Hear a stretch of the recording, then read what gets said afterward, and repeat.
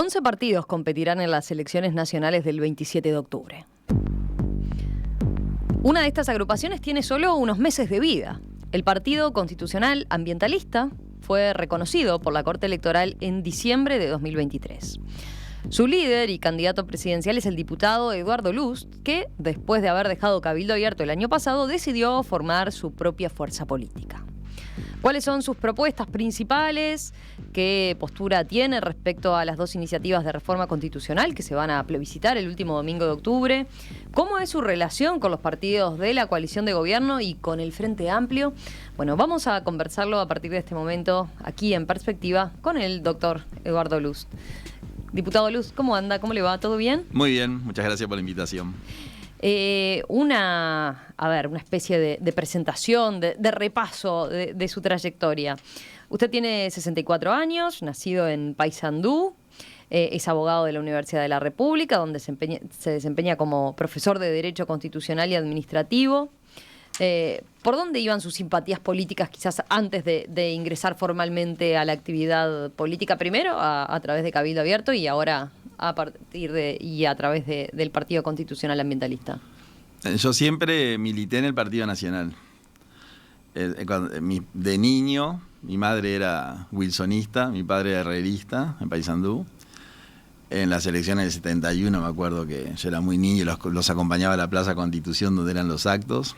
La caravana de la victoria del Partido Nacional. Y bueno, después cuando ingresé en la universidad, durante el gobierno de facto, ahí inmediatamente me vinculé a gente del Partido Nacional, y que hoy hay muchos de ellos en cargos públicos, incluso hay legisladores. Y bueno, y siempre fue en el Partido Nacional, una militancia, nunca como candidato a nada, pero siempre colaborando en todo lo que podía. En 2019 se integró e ingresó a Cabildo Abierto.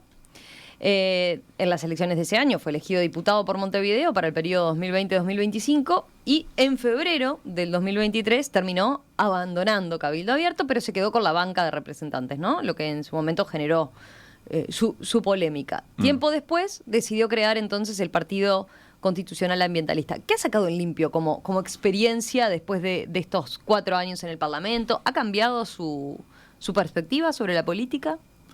No, la experiencia es extraordinaria. ¿Sí? ¿Qué destaca? Y bueno, yo destaco todo. Primero, la función parlamentaria es muy buena. No es que yo sea bueno, la función es buena. El trato en el Parlamento entre los legisladores es muy bueno también. Yo estoy en un segundo piso y prácticamente hay muchos despachos del Frente Amplio, del MPP, etcétera, y tengo una muy buena relación con todos ellos.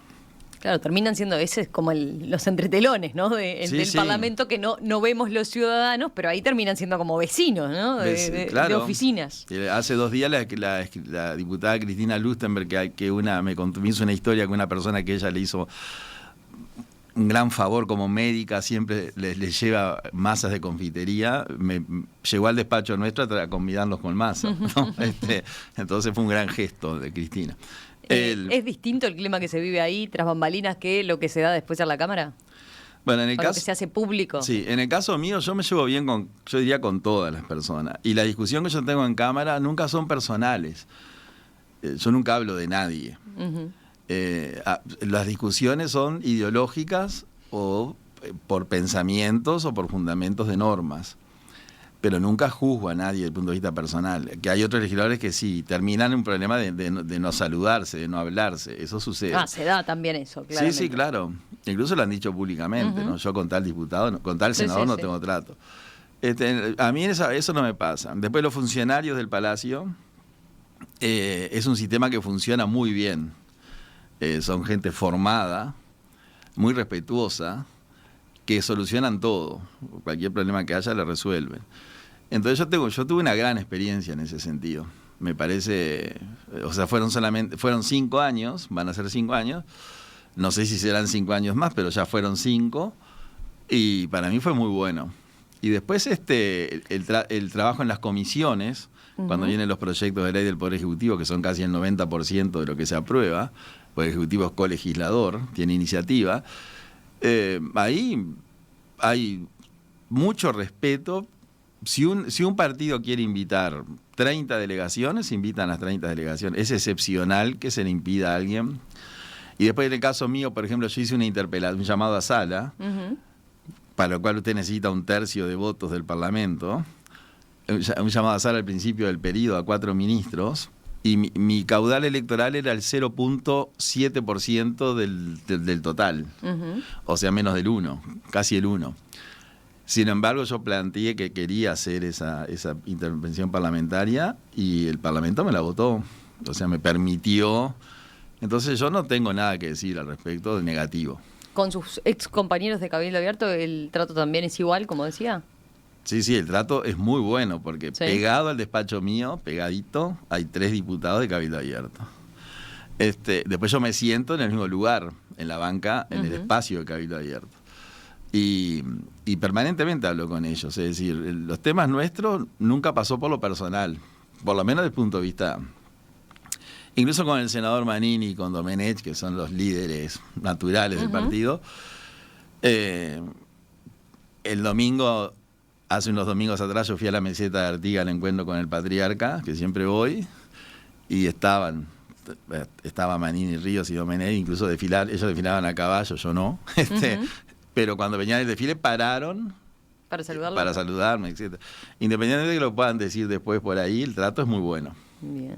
¿Por qué decidió crear un nuevo partido? ¿Evaluó integrarse a alguna agrupación política ya existente? ¿No le convenció? ¿Qué fue lo que lo motivó?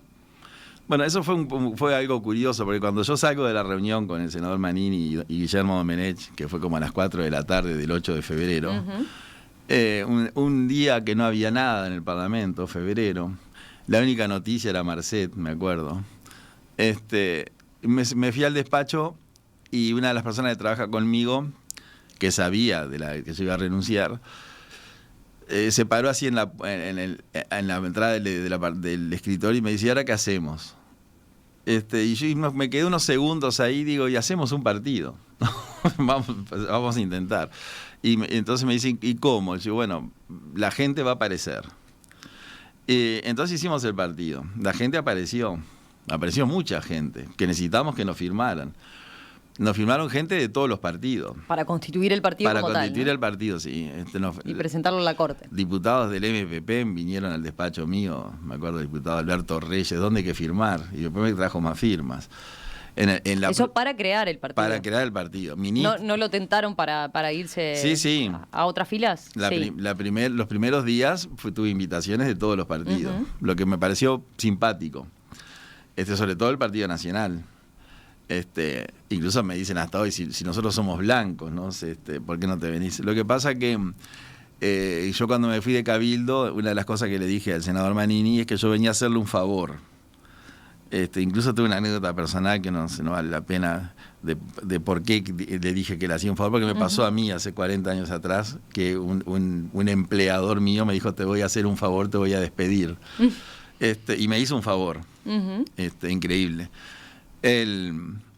Entonces yo le digo, si yo ingreso al Partido Nacional, que era, como yo diría, lo lógico por mi formación, iba a ser un problema para el Partido Nacional. Porque si bien yo reconozco una cantidad de cosas buenas de este gobierno y también del Partido Nacional en su historia, ni hablar, hay temas fundamentales, principistas, en el cual yo me separo. Entonces que prefiero hacer algo propio. ¿Entiende que le daba más independencia a eso? Claro, le da más independencia y es un respeto también al partido que uno integra. Porque yo no podía yo no podía defender proyectos de Cabildo Abierto, que Cabildo los hacía con toda buena fe porque es lo que creen. Pero usted no compartía y no se sentía para defenderlo. Y yo no lo podía defender. Dese cuenta que yo no puedo defender un proyecto de ley del prevaricato de los jueces, una sentencia injusta. ¿Qué es una sentencia injusta? La sentencia injusta la juzga un tribunal. Claro. Bueno, y así otros. Entonces, bueno, preferí tener un camino propio y además está bueno hacer un partido nuevo y ofrecerle a la ciudadanía una opción distinta. Y después el Partido Colorado también me invitó. Además, una persona muy importante para mí del Partido Colorado, me sentí muy contento de que me invitara. Y bueno, y prácticamente a todos les dije lo mismo.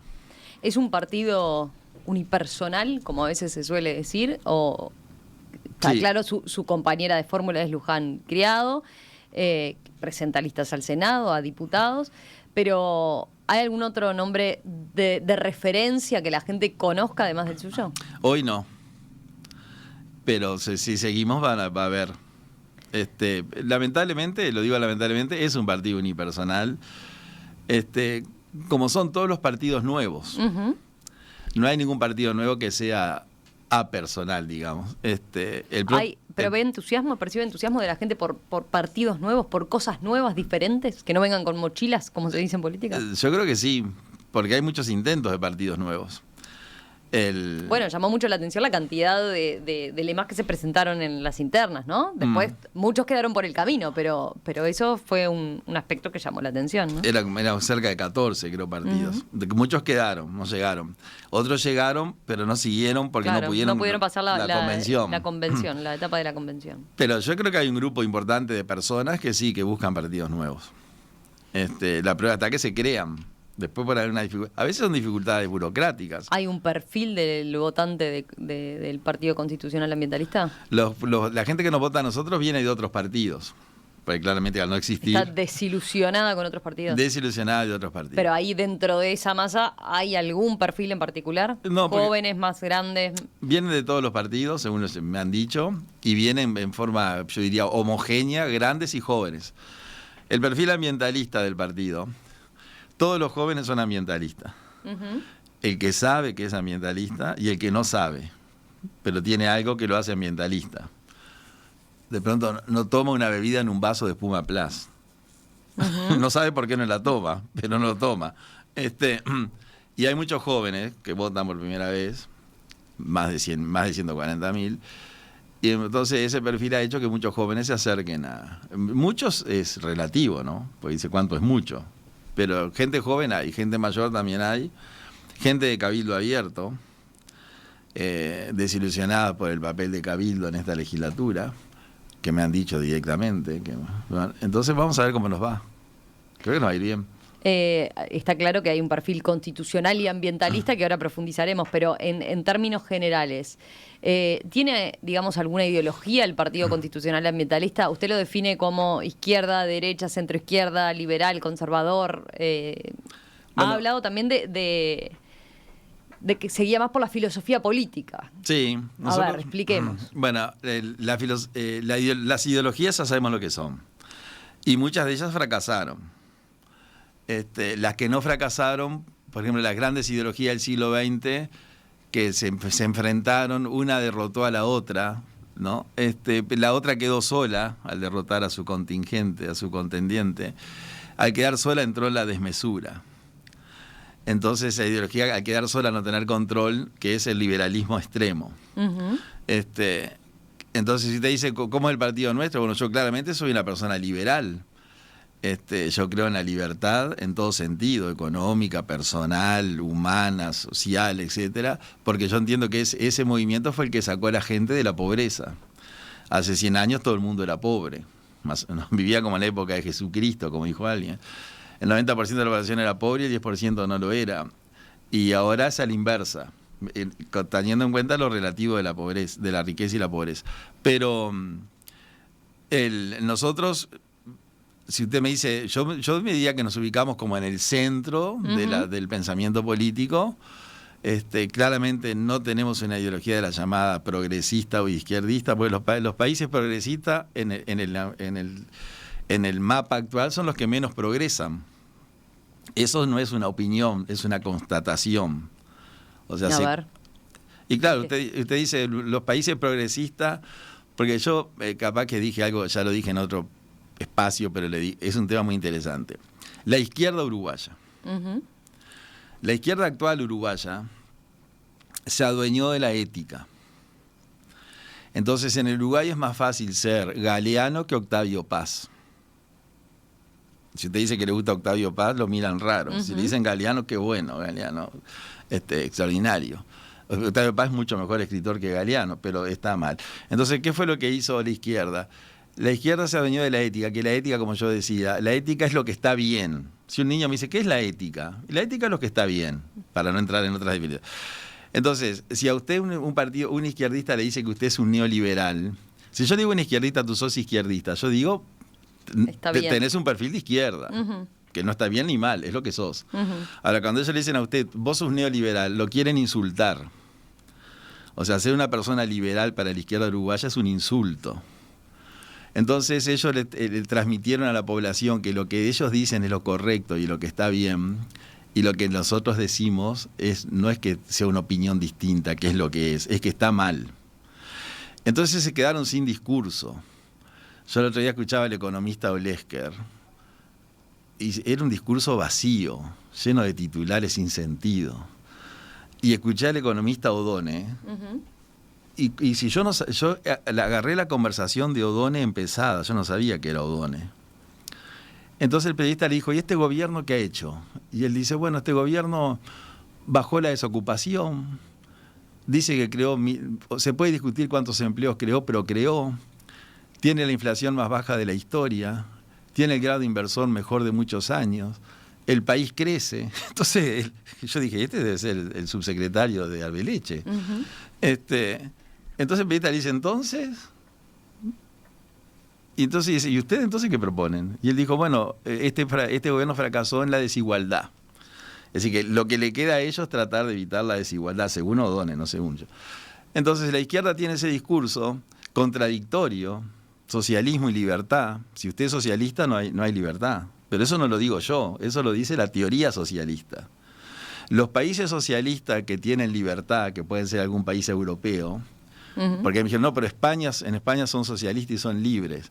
Pero España, en la década del 70, Felipe González y el Partido Socialista Obrero Español renunció al marxismo. Y los socialistas uruguayos son marxistas. Entonces te dicen, pero usted viene con Villiquen atrasado. No, esa es la realidad. Entonces, cuando usted le habla de esa forma, ellos no tienen defensa. Y además los proyectos de ley que presenta la izquierda uruguaya son proyectos de ley que van contra la libertad. Porque ellos no pueden despojarse, porque está en su ADN. Quieren representar una cosa que no les sale, porque en algún momento sale su verdadera persona, su ser real. Y el ser real es que son enemigos de la libertad. Entonces le encajan el corralito financiero. ¿Lo ve tan así todo? Sí, el corralito. ¿Toda la izquierda uruguaya usted diría que está...? Bueno, los que dominan los partidos, los partidos que dominan el Frente Amplio no quieren la libertad. Pero no hay algo parecido a lo que usted critica de que lo tildan de tal cosa, de lo bueno o lo malo. No, pero es distinto, porque ¿qué es lo que hace la izquierda uruguaya? La izquierda uruguaya toma una postura ideológica como un insulto. Eso es lo que ellos hacen. Si vos sos liberal, sos una mala persona porque sos enemigo de los pobres. Que eso no es así, pero ellos dicen eso. Y de tanto decirlo, la gente cree que el liberal es enemigo de los pobres. Cuando el liberal es el que sacó a la gente de la pobreza. Ellos llevaron la gente a la pobreza. Ahora, yo cuando digo eso, yo no me contradigo, porque yo lo que digo es yo constato un hecho.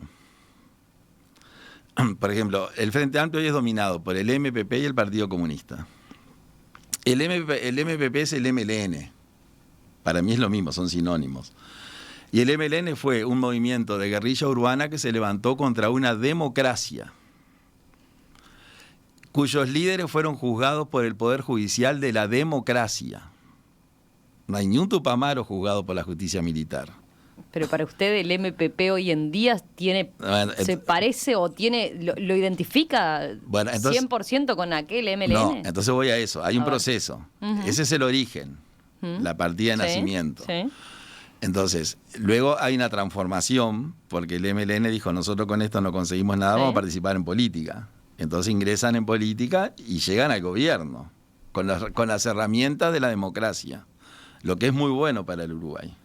Ellos se dieron cuenta que lo otro era muy malo. Pero tienen en su ADN aquella idea de que nunca usted los escucha hasta hoy a los líderes históricos, que ya quedan pocos, y ellos nunca renuncian ni a la lucha armada, ni se arrepienten de lo que hicieron, ni nunca pidieron disculpas. El Partido Comunista, si usted es comunista, el comunismo es una ideología enemiga de la libertad, porque eso lo dice el manifiesto comunista. Ahora, si el comunista se reconvirtió, no es comunista, porque usted no encaja en la definición. Y cuando presentan proyectos de ley, los proyectos de ley que ellos presentan y no pueden evitar ir siempre contra la libertad del ser humano. Por ejemplo, el corralito financiero, el corralito mutual, el corralito de la educación. Ahora, esta reflexión que usted está haciendo venía a cuenta de que yo le pregunté con qué ideología identificaba al Partido Constitucional Ambientalista. Usted me decía, yo me identifico con la libertad. Claro. Pero volvamos a, ¿qué otra cosa? Porque ahí está hablando de otros partidos, pero yendo al Partido Constitucional Ambientalista. Pero yo le dije, me identifico con la libertad, pero no con la izquierda uruguaya. Entonces le definí en mi concepción lo que es la izquierda uruguaya. Nosotros somos liberales desde el punto de vista económico y desde el punto de vista ideológico también, porque el liberal no es tanto una filosofía, es un estilo de vida. Y bueno, nosotros creemos en la democracia, en la república, como forma de gobierno. Eso lo creemos absolutamente. Creemos en los derechos humanos y también en los derechos individuales, de los cuales nadie habla. Porque derechos, por ejemplo, usted dice en derecho humano. Bueno, hay derechos humanos que todos sabemos cuáles son. Pero hay derechos individuales, de los cuales usted siente hablar a alguien de los derechos individuales. Hablan de los derechos humanos. Ahora, el derecho individual es el derecho a la propiedad. Acá nadie dice que el derecho a la propiedad es un derecho humano, ¿no?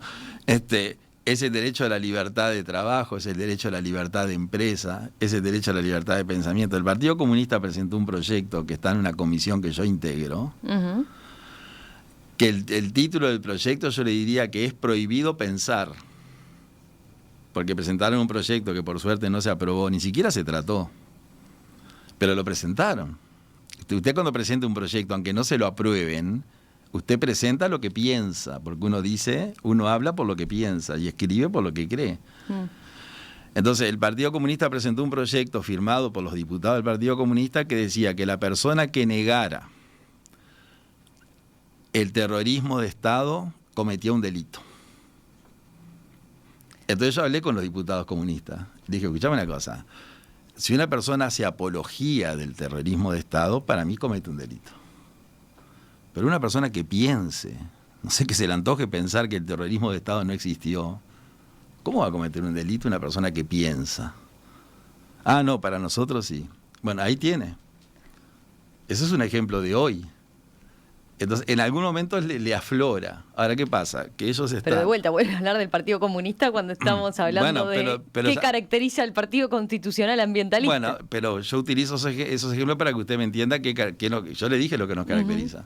La libertad, la defensa de los derechos individuales. ¿Y por qué puso el énfasis en constitucional y ambientalista? Constitucional porque en la Constitución está todo. El Uruguay tiene casi el 80% de sus temas resueltos. A ver, ¿qué quiere decir con eso? Y hay que mirar un poco lo que es el mundo. ¿El problema es que no se cumple la Constitución? El tema es que nosotros podríamos tener mejor resueltos los temas nuestros si se cumpliera la Constitución, que yo entiendo que no se cumple. Y no lo entiendo yo, lo entiende el propio Parlamento. Entonces, hay que ir al texto constitucional. Hay varios ejemplos que yo podría poner. Si usted se ajustara bien al texto, a lo que el constituyente expresó, hay algunas situaciones de hecho que se resolverían fácilmente. Entonces usted cuando resuelve fácilmente algo que la Constitución le da la herramienta, pero usted no la cumple, nosotros decimos, bueno, el partido nuestro promueve ajustar la administración a la Constitución. Y nosotros creemos que con eso los problemas reales de la gente, porque la gente no tiene un problema constitucional, a nadie le importa la Constitución, la verdad es esa. Pero lo que la gente le queremos transmitir es que si nosotros podemos decir que la Constitución a la Presidencia de la República no le da ninguna competencia. Tan pocas competencias le da a la Presidencia de la República que a la Presidencia no se la puede controlar. El Parlamento no puede controlar la Presidencia de la República. Y eso está bien. ¿Por qué está bien? Porque como no le dio ninguna competencia, ¿para qué la vamos a controlar? Pero ¿qué hizo Sanguinetti, la primera presidencia de Sanguinetti, y hasta hoy? Le fueron dando competencias a la Presidencia de la República. Entonces la Presidencia de la República tiene 20 secretarías. Esas secretarías, según la Constitución uruguaya, deberían estar en el Poder Ejecutivo, no en la Presidencia, porque usted el Ejecutivo lo controla. Y yo no digo que las secretarías hagan un disparate ni sean que violen la Constitución, pero sería mejor que estuvieran en el Ejecutivo. Entonces, Las observaciones del Tribunal de Cuentas, que nosotros hemos hablado mucho de eso. La Constitución dice que el tribunal observa los gastos y que le comunica a la Asamblea General y la palabra final dice a sus efectos. A sus efectos, mire qué buena la expresión. El texto dice a sus efectos. ¿Y qué es a sus efectos? Bueno, no sé, que el legislador resuelva qué es a sus efectos. Y a sus efectos es que el Parlamento llame al ordenador del gasto y diga, escúchame acá, el Tribunal de Cuentas le observó un gasto por ilegal, porque el tribunal no observa por inconveniente. Cuando el tribunal observa, dice, usted está gastando violando la ley. Y el tribunal nunca se equivoca. Porque el Tribunal de Cuentas es una estructura estatal que tiene 35 contadores, economistas y escribanos y abogados que hace 40 años que lo que hacen es controlar gastos. Entonces es imposible que se equivoquen. Se equivoca el jerarca de Antel, que nunca controló un gasto, porque no está en su perfil. Entonces lo que nosotros tenemos que hacer es llamar a esa persona al Parlamento y decir una cosa, el Tribunal de Cuentas dice que estos 100 millones están violando las normas y tú insistís en el gasto. ¿Cómo es el tema acá? Bueno, nosotros producimos un proyecto que no cualquier gasto, si usted no pide un ticket en una estación de servicio no lo vamos a llamar, pero si usted invierte millones de dólares, bueno, esos proyectos... Eso que usted dice pasa hoy y no se cumple, es uno de las banderas de ustedes. Es una de las banderas nuestras, una de las tantas, porque si usted controla el gasto, el dinero no se gasta. Porque todo es lógica en la vida. Si usted controla un gasto, no lo gasta. Si no lo gasta, pero lo tiene, lo puede derivar a otra cosa. Hoy aquí en Perspectiva estamos conociendo más a uno de los 11 partidos que competirán en las elecciones nacionales del 27 de octubre próximo. El diputado Eduardo Luz, después de haber dejado Cabildo Abierto en el año 2023, formó su propia fuerza política, el Partido Constitucional Ambientalista. ¿Cuál es su perfil? ¿Cuáles son sus principales propuestas? Bueno, de eso estamos conversando con él esta mañana. Diputado Luz, a ver, nos quedó ver un énfasis, estaba claro por dónde iba y por qué, incluso en el nombre está lo de constitucional. Vayamos ahora a, que claramente además tiene una impronta muy importante, su profesión obviamente, vayamos ahora a la otra pata, a lo ambientalista. ¿Por qué? ¿Y cuáles son los principales postulados en ese ámbito del partido? Bueno, el ambientalismo es muy importante. Hoy todos los candidatos son ambientalistas hoy. Usted lo escucha a los candidatos de los partidos grandes, son los únicos que hablamos de ambiente, dice Ojeda. Sí. Y el principal enemigo del ambiente del Uruguay es el Partido Colorado, históricamente. Entonces, curioso que su candidato diga, el único que habla de ambiente, no sé, hablará, pero positivo no puede hablar nada. El ambientalismo es la convivencia del progreso de la humanidad y la naturaleza. Esa es la definición. Un ingeniero que trabajó en la ruta transamazónica un día me dijo... La selva amazónica no se enteró que le hicimos una ruta, porque desde un dron es un cabello en la selva. Sin perjuicio de lo cual, si nosotros no tenemos 300 tractores que las 365 días del año en una franja de 40 metros a ambos lados de la carretera van podando, la selva se come la ruta. Pero ahí conviven la ruta y la selva. Entonces nosotros entendemos de nuestro partido que el Uruguay no tiene una política ambiental. Tanto no tiene que el Ministerio de Ambiente es de reciente creación, demuestra que nunca a nadie le interesó el ambiente. Pero cuando usted crea un ministerio es porque el tema merece la jerarquía de un ministerio, y el ambiente la merecía. Este gobierno la creó, yo voté con mucha alegría esa creación. Pero ¿dónde está el tema ambiental? ¿De dónde venimos fracasando? En que los grandes proyectos de inversión, que no son malos por naturaleza, al contrario, muchos de ellos son buenos, no respetan las normas ambientales del Uruguay, y el gobierno uruguayo incentiva ese no respeto. Tanto lo incentiva que cuando anuncia una inversión ya dice que la inversión se hace y debería decir se hace si cumplen con las normativas ambientales. Y cuando ya el gobierno dice que se hace o se hace, como lo han dicho todos los presidentes en todos los proyectos, usted pone en un brete al Ministerio de Ambiente. Porque el ministro es el Poder Ejecutivo, que es secretario del presidente. Usted no se olvide que los ministros son secretarios del presidente. Entonces ahí tenemos todos los temas que las organizaciones sociales y los movimientos ambientales denuncian. Pero usted vende, digamos, entre comillas, vende al Partido Constitucional Ambientalista como un genuinamente preocupado por el ambiente, teniendo en cuenta esto que dice, ¿no? Que todos lo dicen en su discurso, ¿no? Genuinamente, ¿y sabe por qué le digo? Porque voy a hablar de mí. Yo de hace 15 años que trabajo en temas ambientales.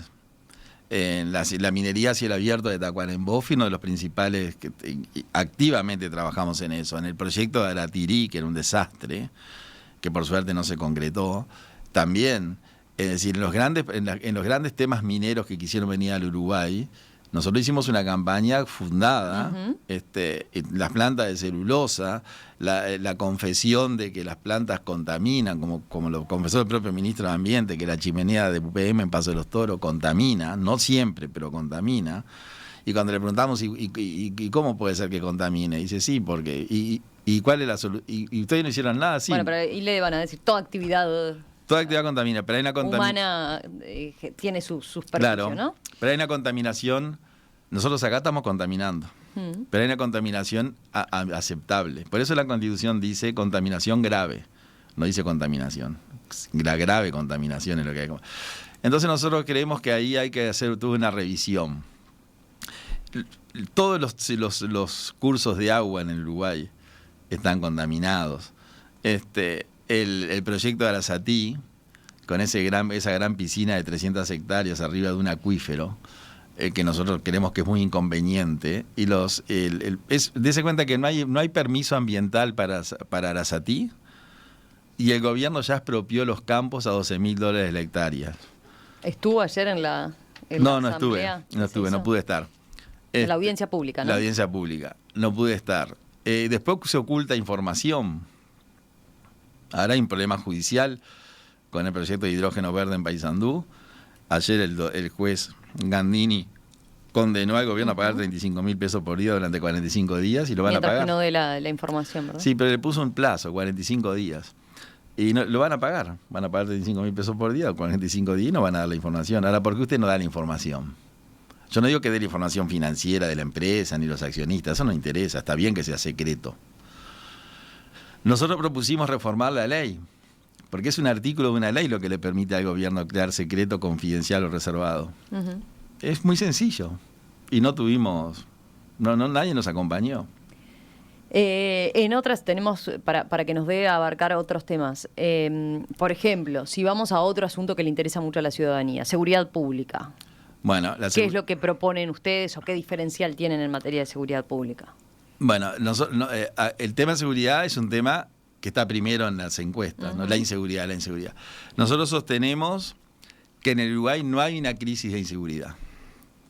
Lo que hay es el título, ¿no? O sea, el sistema político, yo diría que quiere tener a la gente alarmada por el tema de la seguridad. Y acá lo que hay que ver es ver la realidad. Hay un proverbio que dice, cuando no se quiere ver no hay más que cerrar los ojos. A ver. Pero no es bueno a mi antojo ser ciego por convicción, ¿no? Entonces, usted agarra el mapa de Uruguay y dice, bueno, ¿cuántos centros urbanos hay en Uruguay? Yo no sé cuánto hay. Tiremos una cifra al azar, 500. ¿En cuántos de esos centros urbanos hay inseguridad? Y yo le puedo decir que yo recorro toda la República y paro en todos los municipios y hablo con los alcaldes y me dicen, acá no hay inseguridad. Acá en Piedras Coloradas no hay inseguridad. En José Enrique Rodó no hay inseguridad. En Palmita no hay inseguridad. Y le puedo repetir, pero no tenemos tiempo. Porque como somos pocos acá, de repente, no sé, hay un hurto. Entonces la inseguridad, para ser concreto, la inseguridad que a todos nos espanta, que nos conmueve, los homicidios, está en algunas ciudades y en esas ciudades en algunos barrios. Eso no es discriminar, eso es constatar algo, ¿no? Ustedes dicen, Trinidad hubo un homicidio, la ciudad queda conmovida porque no hay homicidio. Puede haber, pero no los homicidios todos. Entonces lo que hay que hacer es, como el Ministerio del Interior tiene georreferenciados los lugares y ciudades donde se cometen los homicidios, que son lamentablemente siempre los mismos lugares, casi siempre, hay que reforzar ahí el tema. El Ministerio ha hecho mucho. ¿Cómo reforzar? ¿Cómo? Bueno, todo el tema de las cámaras, etcétera, eso está hecho.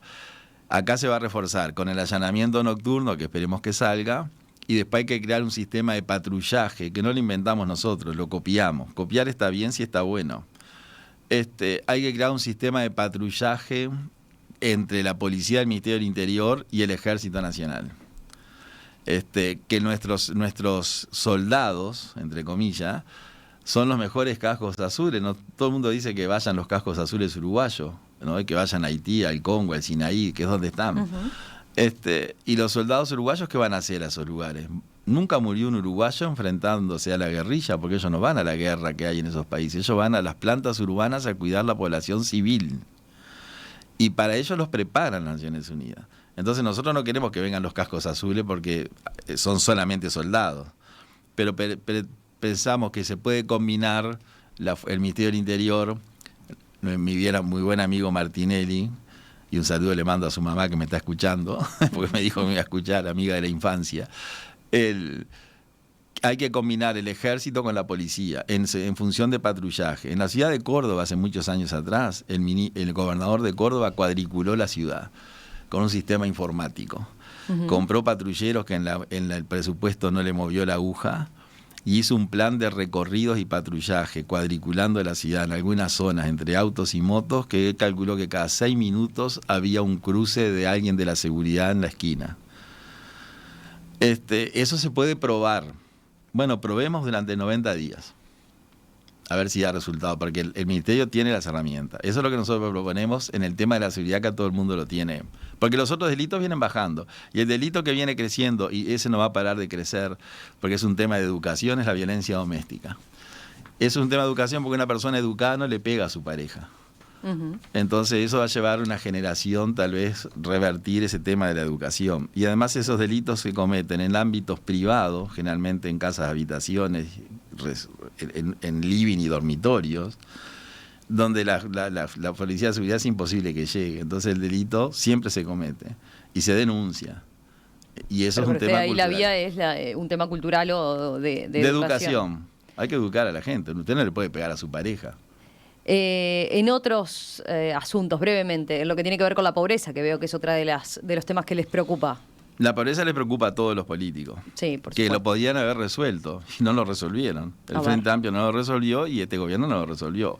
Se pelean entre ellos a ver quién tiene más o menos, ¿no? El Frente Pero ¿por qué dice como si fuera tan fácil? Se podía haber resuelto y no se resolvió. Porque vio que el Frente dice, con nosotros era el 8.6 de pobres y con ustedes el 9.1. Se están peleando por milésimas. Pero eso hay que ir a la gente. Bueno, ¿cuánto es eso? Y son 280.000 personas. En el Uruguay no hay pobreza infantil. Le tiran el titular, pobreza infantil. Todos hablan de pobreza infantil, se repiten, es como en un examen, se copian, pero ninguno se detiene a pensar qué es la pobreza infantil. Usted tiene que bajar el concepto a tierra. Entonces, una persona, ¿por qué es pobre una persona? Esa es la filosofía nuestra. Filosofía política es el que se hace la pregunta y después de que se hace la pregunta busca la respuesta. Entonces acá no hay que decir hay pobreza infantil. Acá no hay pobreza infantil. Porque hay que definir qué es pobreza infantil. Pero hay que definir primero qué es pobreza. Y la pobreza solamente puede ser pobre una persona capaz de crear riqueza. Si usted es capaz de crear riqueza y no la crea, es pobre. Eso es por definición, es escolar. Y un niño no es capaz de crear riqueza, porque es un ser humano que no tiene condiciones de crear riqueza ni pobreza. El niño es pobre porque vive en un hogar de gente pobre, que es gente grande.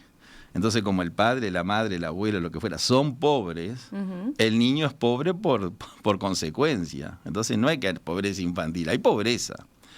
La pobreza usted la puede bajar, no la puede eliminar, porque hay gente que elige ser pobre. Y el que elige ser pobre, bueno, siempre va a ser pobre porque le gusta ser pobre. Que de repente es un 1% de la población, no sé cuánto es, pero hay gente que elige. Entonces, ¿a qué se refiere con que elige ser pobre? Usted, por ejemplo, dice, bueno, yo quiero sacarte de la calle y te doy todas las condiciones para que no vivas en la calle. Y la persona dice, yo quiero vivir en la calle. Por más que usted me dé lo que me dé, es una opción de vida. Entonces, cuando usted tiene una opción de vida, bueno, contra la opción de vida no puede ir. Le pongo un ejemplo de eso. Entonces, pero el 98% de la gente que está en la pobreza quiere salir de la pobreza. Es excepcional el que quiere estar en la pobreza. ¿Cómo se sale de la pobreza? Con riqueza. ¿Y qué es la riqueza? Dinero. Según las Naciones Unidas, según la UNICEF y todos los organismos, dicen que en el Uruguay la pobreza se resuelve con 500 millones. Eso dicen. Yo tomo la cifra que dicen. Bueno, Uruguay 500 millones, para Uruguay es muy sencillo conseguir 500 millones. Y le pongo 2 ejemplos rápidos. Y no quiero ser reiterativo, pero al final los ejemplos sirven, aunque se reiteren. Si el gobierno anterior y le hizo una vía a una empresa porque es mentira que el ferrocarril central lo van a usar otros. Hasta ahora lo usa una sola empresa. Y la pagamos a razón de $500.000 por día durante 14 años, porque ese es el contrato, dice eso, se paga $500.000 por día durante 14 años para financiarle la vía a una empresa. Eso le da 2.994 millones de dólares, que fue lo que salió la vía, las expropiaciones, los puertos, todo el entorno, no solamente la vía férrea, toda la estructura, que dijo el ministro Falero que fue esa cifra. Bueno, si usted tiene esa plata para una vía, si la pagas porque la tiene, si no, no la estaría pagando. Y si la tiene, bueno, vuélquela una parte de eso en ese tema que abarca 200.000 uruguayos. Después los contratos de inversión, ¿no? El Uruguay tiene una herramienta muy buena, que es renunciar a los tributos que pagan los inversionistas para que ellos se instalen. Ellos se instalan sin pagar impuestos, excepto el BPS, y traen trabajo, traen toda una cantidad de condiciones a cambio de que no le cobren impuestos. Y mueven una economía donde estaba la economía sin movilizar. Ese es el concepto. Sí. Ahora, si usted va a cuánto es la renuncia fiscal del Uruguay, cuánto impuesto perdona, yo le doy una cifra oficial que está en la página de la Dirección General Impositiva, no es mía, es de ellos. Entre el año 2015 y el 2022, el Uruguay renunció a cobrar 21.000 millones de dólares en impuestos. Solo en el año 22, 4.500 millones de dólares. Si usted revisa esas exoneraciones, que nosotros las revisamos, hay unas que son muy buenas, otras que son más o menos, y otras que no reflejan, no vuelcan lo que prometieron, pero igual se hacen. Si usted afecta un 2% ese monto, un 2% de 20.000 son 500 millones. El dinero está. No digo que lo haga de un día para el otro, porque no es solamente plata. Hay que construir viviendas, hay que darle infraestructura, hay que dar educación, hay que hacer una cantidad de cosas. Pero usted, al hacer eso, también combate la desocupación. Porque ese núcleo duro de desocupados que hay, usted los pone a trabajar en el bien que van a recibir, que los va a beneficiar y le va a mejorar la calidad de vida a condición de que trabajen, como en el sistema cooperativo, que ya existe. Acá todo existe. Y si la persona dice, mira, yo no sé hacer nada, por lo tanto no trabajo, usted le va a decir, bueno, tú no sabrás hacer nada, pero llevar una carretilla de aquí a la esquina podés, porque tenés 2 brazos y 2 piernas. Entonces hace eso. Diputado Eduardo Luz, candidato del Partido Constitucional Ambientalista, gracias por estos minutos esta mañana aquí en Perspectiva. Bueno, muchas gracias. ¿Empieza con la campaña ahora con todo? Sí, empezamos. La campaña ya empezó, pero fuerte el 14 de octubre, con giras por todo el interior. ¿Su aspiración es a renovar su banca en diputados? La aspiración es que el partido tenga presencia en el Parlamento, con 1 o 2 o lo que fuera. Y si no, bueno, la vida sigue. Gracias. No, gracias a ustedes.